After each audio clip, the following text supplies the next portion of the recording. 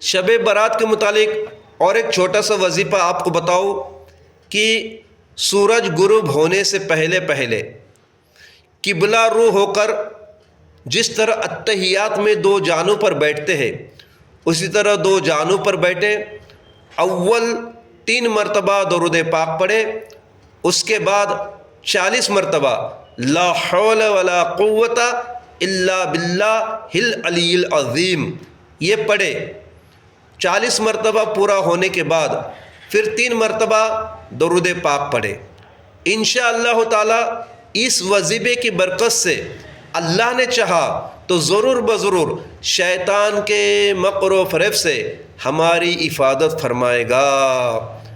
عمل چھوٹا ہے لیکن فضیلت کے لحاظ سے بہت عمدہ ہے، اس پر بھی آپ حضرات مکمل طور پر عمل کرنے کی کوشش کریں۔